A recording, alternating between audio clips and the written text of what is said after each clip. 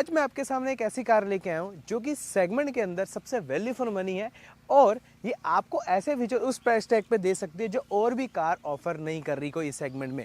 जी हाँ, मैं बात कर रहा हूँ इस MG की एस्टर के बारे में, जो कि एक ऐसी गाड़ी है जो वैल्यू फॉर मनी जरूर है लेकिन दो सेगमेंट के बीच में इसका प्राइसिंग लाई करता है। वो बताऊंगा क्या क्या डिटेल्स हैं इसके बारे में और क्यों ये गाड़ी वैल्यू फॉर मनी है, सब बात करेंगे इस वीडियो में। मैं हूं प्रदीप सिंह और आप देख रहे हो इंजन।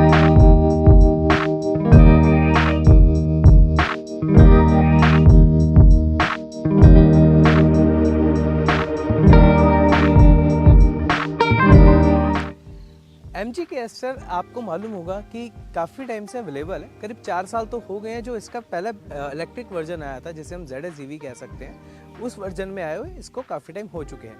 लेकिन हाँ, पेट्रोल वर्जन में उसके बाद इंट्रोड्यूस हुई, लेकिन जब इंट्रोड्यूस हुई तो इस कार में आपको ऐसे फीचर्स देखने को मिले थे जो और भी कोई ऑफर नहीं कर रहा। हाँ, अब जरूर मौजूद है क्योंकि अब पिछले टाइम से काफ़ी कंपनियों ने अपने प्रोडक्ट के जो इसके साथ के प्रोडक्ट हैं वो सारे के सारे जो प्रोडक्ट है वो अपडेट के साथ एक आ चुके हैं, तो अब वो कम्पीट जरूर कर रहे हैं। लेकिन ऑलरेडी MG ने इस गाड़ी के अंदर इतने सारे फीचर दे दिए गए हैं कि मुझे लगता है कि ये फीचर के मामले में भी काफ़ी अच्छी कार है ये इस वक्त। और यही नहीं, यहाँ पर एक और चेंज आया है जो कि MG के साथ आया है। MG ने टाई अप करा या कह सके अपना स्टेक जो है वो सेल करा है, खासकर इंडिया का MG ई मोटर इंडिया का, जो कि JSW के साथ साझा करा है। अब यहाँ पर क्या हुआ, JSW के साथ साझा करने के बाद ना एक हमने अच्छा खासा इफेक्ट देखा। जो कॉस्टिंग थी हर गाड़ी की, यानी कि MG के हर प्रोडक्ट की कॉस्टिंग थी, उसमें फ़र्क देखने को मिला। वहाँ पर MG एस्टर में भी हमें फ़र्क देखने को मिला, जो कि करीब 1.25 लाख से ऊपर का फ़र्क आपको देखने को मिलेगा और अपनी एक प्राइसिंग के तौर पे, यानी कि वेरिएंट के प्राइसिंग के तौर पे, जो कि इसकी स्टार्टिंग प्राइसिंग लगभग 10 लाख से कुछ कम प्राइसिंग पे स्टार्ट हो जाती है। जेन्युइन है, बेस वेरिएंट में भी इसमें काफ़ी सारे फीचर्स मिलते हैं, तो वहाँ पे आपको फीचर लिस्ट देखने को मिल जाएगा। और टॉप वेरिएंट में ये करीब 2.5 से 3 लाख रुपए, जो सेगमेंट लीडर की भी मैं बात कर रहा हूँ इस वक्त, जी हाँ, आपने गैस कर लिया, वहाँ पे भी इस प्राइसिंग में फ़र्क है देखने को। तो जेन्युइनली एक इतना प्राइसिंग का फ़र्क जो इसे एक अच्छा खासा वैल्यू फॉर मनी बना सकता है। मैं यहीं पे रुकूंगा नहीं, यहाँ पर आपको और भी चीज़ें बताऊंगा कि इस सेगमेंट में आपको फीचर लिस्ट क्या क्या ऑफर कर रही है। लेकिन साथ ही मैं आपको लुक के बारे में बात करूं तो क्यों लुक में ये काफ़ी अच्छी मुझे भी लगती है, जो मुझे लगा आपको भी कंसीडर कर सकते हैं आप भी, क्योंकि ये अभी सेगमेंट के अंदर सबसे वाइडेस्ट गाड़ी है इस वक्त।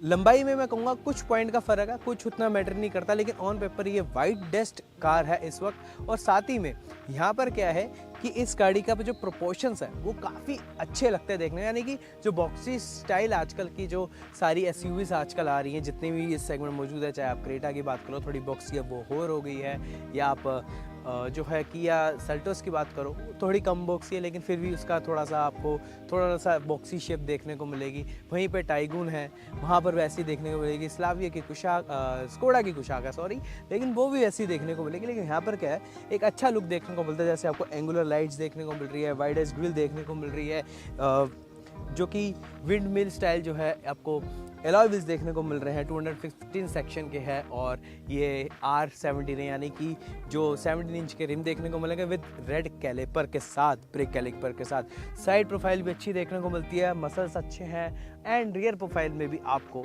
एक अच्छा खासा लुक देखने को मिलता है। एक जेन्युइनली मैं कह सकता हूँ प्रोपोर्शंस वाइज तो ये काफ़ी बेटर देखने को मिलती है। और LED सेटअप है आगे से लेकर पीछे तक, तो आपको जेन्युइनली इसमें काफ़ी एक प्रीमियम का एहसास होता है कि आप देखने के मामले में एक प्रीमियमनेस का एहसास जरूर है इसमें। लेकिन अब बात यहाँ पे नहीं ख़त्म करेंगे, अब हम बात आगे और लेके जाएंगे, जो इसके फीचर लिस्ट है उसके बारे में बताऊँगा, फिर आगे हम रखेंगे कि क्यों ये आपको वैल्यू फॉर मनी कार लगेगी। MG एस्टर का जो इंटीरियर है ये बहुत खास है। अब उसका रीज़न क्या है, यहाँ पे सबसे पहले अगर आप देखेंगे तो यहाँ पर आपको एक अच्छा खासा सॉफ्ट टच वाला पैडिंग देखने को मिलता है ऊपर की तरफ, जो काफ़ी अच्छा है, और बीच में एक सिल्वर फिनिश और नीचे की एक रेड लेदर की एक और लेयर आपको देखने को मिलती है, जो लेदर नीचे तक एक्सटेंड हो रहा है।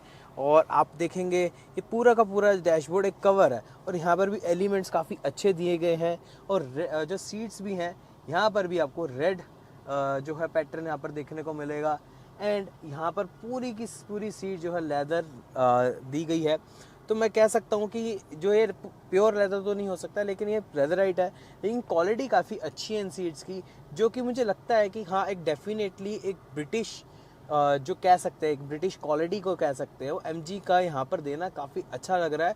क्योंकि हाँ, इस कैबिन में ऐसा लगता है कि आप बैठे हैं तो आप कोई लग्जरी कार में बैठे हैं, ऐसा नहीं लगता कि कोई आपको छोटी गाड़ी में बैठे हैं, कम पैसों की गाड़ी है, कोई ब्रांड नहीं है इस गाड़ी का, ऐसा बिल्कुल नहीं लगता। बल्कि अगर मैं लोगो छुपा दूँ तो आप कई बार गेस भी नहीं कर पाएंगे।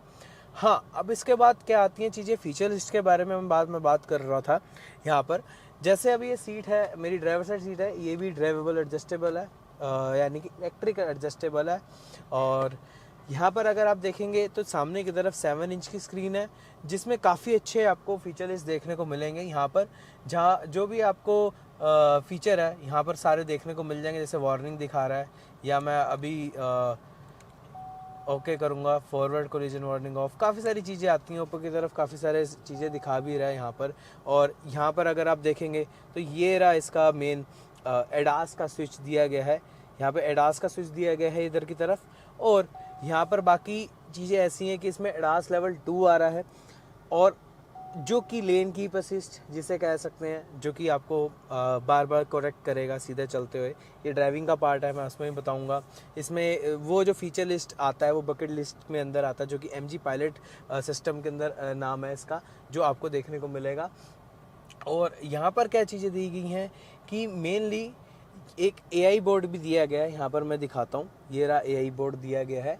अब ये काम कैसे करता है मैं दिखाता हूँ। यहाँ पर कॉलिंग है, hello Astor, hello Astor, hello Astor, open the sunroof.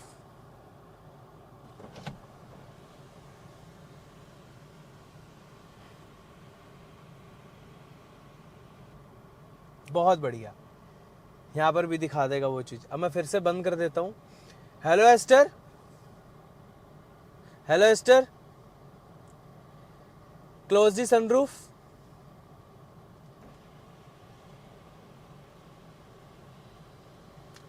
यानी कि ये तमाम फीचर लिस्ट बहुत अच्छे हैं। जैसे लेदराइट जो है, स्टीयरिंग व्हील भी है, काफ़ी अच्छा है होल्ड करने में, सीटिंग पोजीशन काफ़ी ठीक है। मैं यहाँ पर थोड़ा सा डिसअपॉइंट हूँ, हल्का सा, सिर्फ अंडर थाई सपोर्ट के ऊपर मैं थोड़ा सा हूँ, लेकिन मैं कहूँगा ये उतना भी बुरा नहीं है। बल्कि मैं कहूँगा यहाँ पर जो स्क्रीन, या जैसे मैं बताया 10.1 इंच की स्क्रीन है, जो आपका लेआउट है बहुत इजी टू यूज़ है। यहाँ पे नीचे शॉर्टकट बटन भी दिए गए, जैसे यहाँ पे होम का बटन है, अगर मैं वॉल्यूम बढ़ाऊंगा तो यहीं से वॉल्यूम बढ़ जाएगी। यहाँ पे जो कि फ़ैन की स्पीड है मैं कम ज़्यादा कर सकता हूँ। फ़ैन तेज़ चलाया हुआ है क्योंकि गर्मी बहुत है, तो इसके लिए चलाया। यहाँ पर डिफॉगर फ्रंट का, रियर का, और यहाँ पर जो है आपको और भी सारी चीज़ें आ जाएंगी सामने, जैसे आपको देखने को मिल रहा है फ़ैन स्पीड एंड ये टेम्परेचर कंट्रोल। तो ये यहाँ पर शॉर्टकट दिए गए हैं। और यहाँ पर आपको वेंटिलेटेड सीट का भी ऑप्शन देखने को मिलेगा, जो कि 2024 में आपको अब इंक्लूड देखने को मिलेगा। हाँ, यहाँ पर IRVM भी ऑटोमेटिक देखने को मिलेगा। तो काफ़ी सारी चीज़ों में फ़र्क लाया गया है। हाँ, अब मैं इतना कह सकता हूँ कि काफ़ी चीज़ों में यहाँ पर आपको देखने को मिलेंगी। हाँ, कुछ चीज़ें कमी है सिर्फ एम्बिएंट लाइटिंग वगैरह की, लेकिन ऑलमोस्ट चीज़ें इस गाड़ी में अवेलेबल है। और मुझे लगता है 18 लाख एक्स शोरूम प्राइसिंग पे यहाँ पर इतने सारे फीचर मिलना, मुझे लगता है कि हाँ डेफिनेटली एक प्लस पॉइंट है और एक वैल्यू फॉर मनी रह सकता है। यहाँ पे एक एक चीज़ की क्वालिटी देखो, आपको अच्छा लगेगा कि आप एक अच्छी गाड़ी, अच्छी खासी गाड़ी में मौजूद हो। जैसे मैं अभी डोर खोलता हूँ, एक थर्ड की नॉइज़, एक प्रीमियम नॉइज़ यहाँ पर देखने को मिलती है, बहुत अच्छा आता है। हाँ, बाकी सारे फीचर लिस्ट यहाँ पर आपको देखने को मिल जाती हैं। जैसे यहाँ पर आपको सब चीज़ें MG पायलट जैसे बता रहा था, जैसे डोर ओपन है, सब चीज़ें, कितनी फ्यूल इकॉनमी है, क्या है, सब चीज़ें यहाँ पर देखने को मिल जाती हैं। तो एक एक पॉइंट, एक एक चीज़ें यहाँ पर सब देखने को मिल रही हैं कि हाँ अच्छे से यहाँ पर मैनेज किया हुआ है MG ने। तो अब और भी कुछ बातें हैं वो मैं करता हूँ अभी आपके साथ। पहले अब चलते हैं, पिछली सीट भी दिखा दे कैसी है।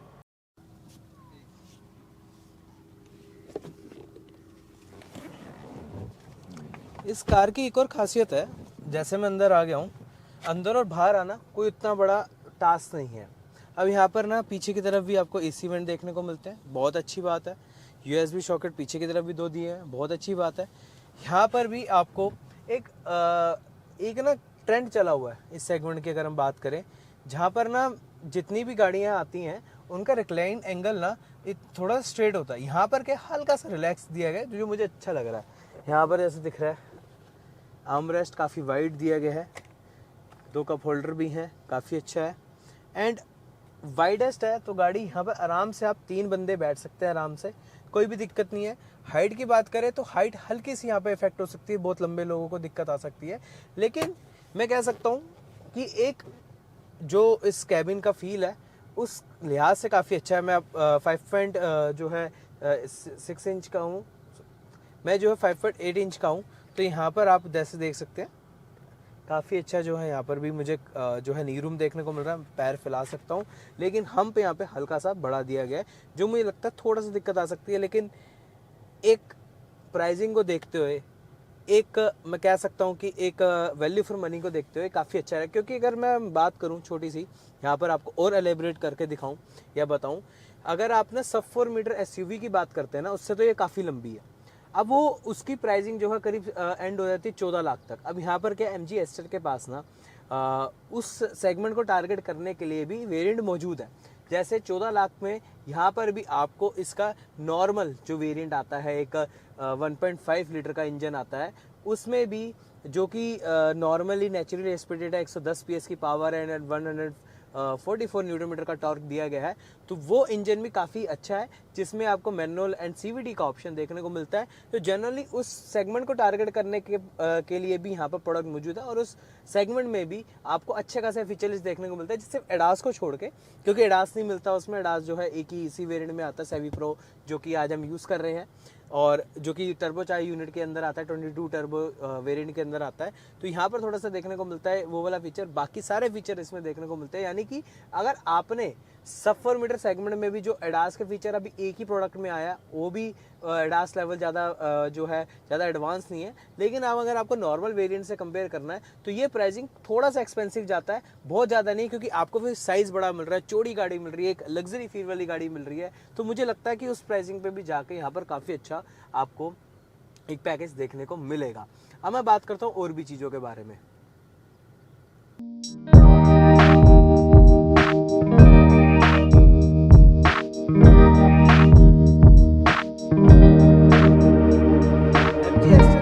आपको 2 इंजन ऑप्शन देखने को मिलते हैं। एक तो 1.5 लीटर का नॉर्मली एचडी एस्पिरेटेड इंजन है, जो कि काफ़ी अच्छा वर्क करता है, लेकिन वो उन्हीं लोगों के लिए है जो उतनी पावर चाहते नहीं है, एक कम पावर वाली गाड़ी चाहते हैं, लेकिन जो फिर भी रियल वर्ल्ड में काफ़ी अच्छी हो, तो वो इंजन काफ़ी अच्छा रहेगा। क्योंकि वो इंजन ना डायरेक्टली अगर आप देखेंगे तो सब 4 मीटर की गाड़ियों से टक्कर देते हुए देखने को मिल जाएगा, और मोस्टली उन सेगमेंट की गाड़ियों में आपको टर्बोचार्ज इंजन देखने को मिलता है 1 लीटर का या 1.2 लीटर का। अब यहाँ पे 1500 सीसी का इंजन मिल रहा है, नेचुरल एस्पिरेटेड है, वो भी काफ़ी अच्छा रहता है, ऐसी बात नहीं है।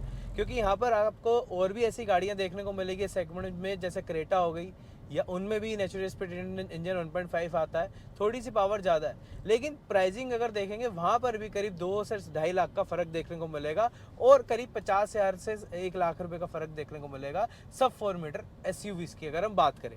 तो यहाँ पर मैं जेन्युइनली कहना चाहता हूँ कि हाँ, इस सेगमेंट के अंदर ना ये गाड़ी उस सब 4 मीटर एसयूवी वाले सेगमेंट की भी बात करी जाए तो वहाँ पर भी अच्छी खासी टक्कर देती है। और फिर अगर इससे जो ऊपर वाले सेगमेंटों की बात करी जाए, कॉम्पैक्ट एसयूवी की सेगमेंट की बात करें, क्रेटा, सेल्टोस, टाइगून, उन सब सेगमेंट की गाड़ियों पे भी ये अच्छा खासा टक्कर देती है, क्योंकि वहाँ पर भी 110 PS की ही टॉप पावर है। टाइगून की अगर बात करी जाए, नेचुरल एस्पिरेटेड इंजन नहीं है, लेकिन टर्बोचार्ज इंजन में सेम पावर आपको देखने को मिलती है। अब यहाँ पर ना जो मैं इंजन चला रहा हूँ, टर्बोचार्ज इंजन चला रहा हूँ, ये करीब 1.35 सीसी का, यानी कि लगभग 1350 सीसी का इंजन है ये।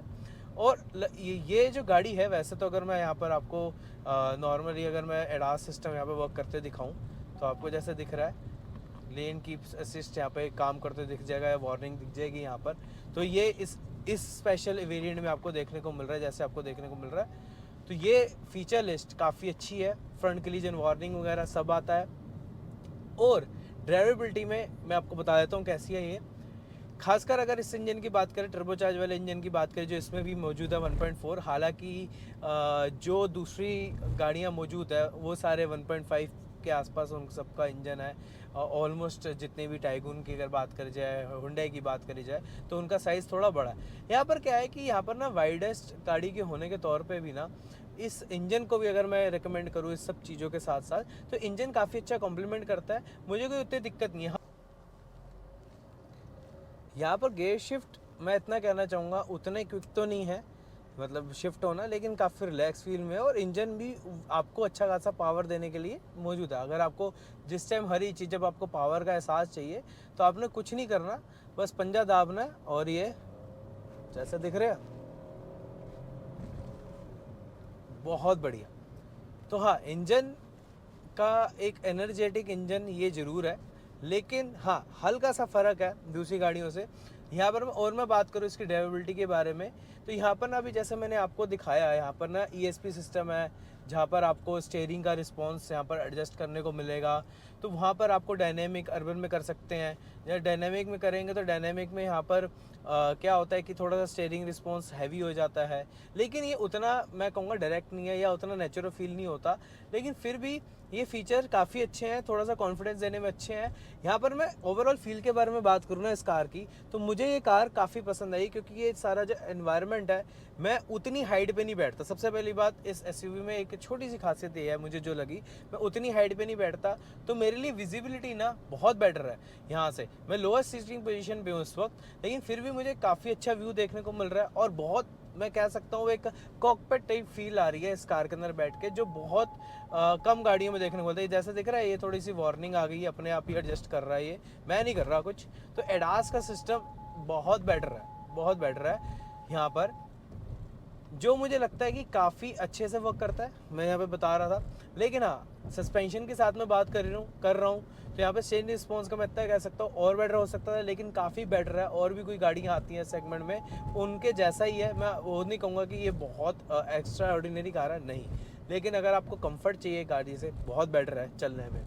और यहाँ पर मैं आपको और भी चीज़ें बताऊं, जैसे मैं अभी बता रहा था सस्पेंशन के बारे में। सस्पेंशन यहाँ पे सॉफ्टर साइड रखा गया, तो इस गाड़ी के अंदर ना आप चाहे गड्ढे से निकल जाए, नॉर्मल कोई भी स्पीड पे चलाएं आप, तो आपको एक गाड़ी जो है बहुत स्टेबल महसूस होती है। फिर भी मतलब नॉर्मल स्पीड में तो बहुत अच्छी और प्लांटेड चलती है, ऐसा लगता है आप किसी कुशन पे चल रहे हैं। बहुत सॉफ्ट राइड है इसकी, मुझे पसंद आई, क्योंकि ये जो एक फ़ील आता है इस कैबिन के साथ साथ ड्राइविंग में भी वो चीज़ दिखती है। अब यहाँ पर क्या है कि साथ में अगर आपको थोड़ा सा और इसमें अग्रेशन अगर होता, मतलब एक ड्राइविंग के अगर बारे में बात करूँ, तो यहाँ पे सस्पेंशन भी थोड़े से स्टिफ होने चाहिए थे, तब जाके और बेटर मिलता। लेकिन जिनको नॉर्मल चाहिए, एक नॉर्मल ड्राइव वाली गाड़ी चाहते हैं, तो डेफिनेटली ये गाड़ी बहुत बेटर रह सकती है। और हाँ, वैल्यू फॉर मनी है ये कार, तो यहाँ पर मैं इतना कह सकता हूँ इस प्राइसिंग पे भी इतनी अच्छी ड्राइवेबिलिटी आपको देखने को मिलेगी। और यहाँ पर नॉर्मल ड्राइवेबिलिटी में बहुत बेटर है। मैं इतना कहूँगा कि यहाँ पर जो इस प्राइसिंग पे आ रही है इस वक्त, ये जो सेवी प्रो मॉडल है 18 लाख रुपए के आसपास का, जो नॉर्मल दूसरी गाड़ियों से करीब 1.5 लाख से 2-2.5 लाख तक का फ़र्क इसमें देखने को मिलता है। तो वैसे फीचर लिस्ट भी इसमें देखने को मिल रही हैं, उन जैसे सेम फीचर लिस्ट देखने को मिलती है। 1-2 फीचर लिस्ट कम होंगी, लेकिन वो बहुत बड़ी माने नहीं, लेकिन मेजर फीचर लिस्ट इसमें मौजूद है आपको। हाँ, मैं इतना कहूँगा कि ब्रेकिंग के बारे में भी और सारी चीज़ें भी इसमें काफ़ी अच्छे से मैंने एक वीडियो में कवर अप करी गई हैं, तो कुछ उसमें फ़र्क नहीं है, अब वो प्लीज़ जाके देख लेना। लेकिन मैं एक छोटे से बात लेके कंक्लूड करता हूँ, ब्रेकिंग परफॉर्मेंस ठीक है। मैं ये नहीं कहूँगा कि ड्राइविंग एंथुसियास्ट वाली कार है, वो तो नहीं है। लेकिन हाँ, एक बात कहूँगा इसका कार करने में, वाइड होने के साथ साथ ना इस गाड़ी की जो चैसी का जो रिस्पॉन्स है वो काफ़ी बेटर देखने को मिलता है आपको, तो ये काफ़ी खासियत वाली बात है। जैसे ब्लाइंड स्पॉट डिटेक्शन भी यहाँ पर आपको देखने को मिलेगा, काफ़ी सारी चीज़ें हैं, तो ये इस प्राइसिंग पे।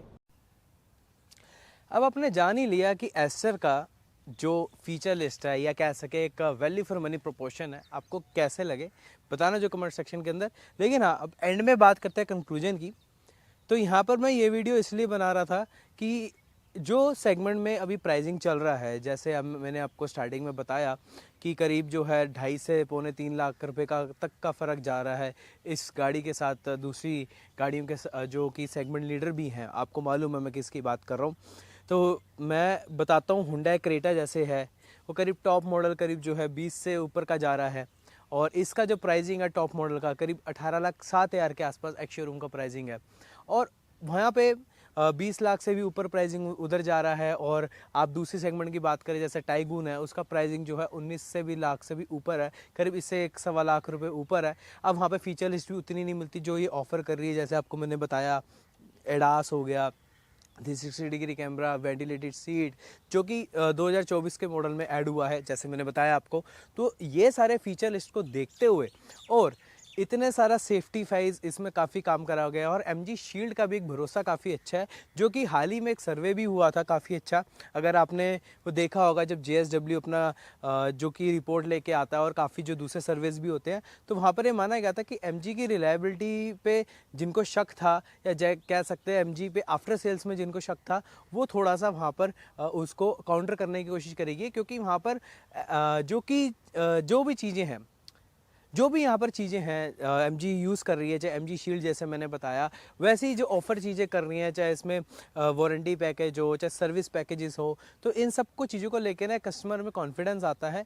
तो जेन्युइनली बायबैक गारंटी का भी ऑप्शन यहाँ पर अवेलेबल रहता है जो MG ऑफ़र करती है। तो वो सारी चीज़ें देखते हुए मुझे लगता है कि एक कम प्राइसिंग पे एक सेम फीचर वाली गाड़ी लेके आना, मुझे लगता है ज़्यादा एक सेंसिबल ऑप्शन रह सकता है। लेकिन वो आपकी पर्सनल चॉइस है, आप क्या मानते हो कमेंट में मेंशन करना। और आपको हमारी वीडियो कैसी लगी इस MG के एस्टर पे बताना जो कमेंट सेक्शन पे। अगर अच्छी लगी हो तो प्लीज़ लाइक कर देना, सब्सक्राइब जरूर करके जाना चैनल को।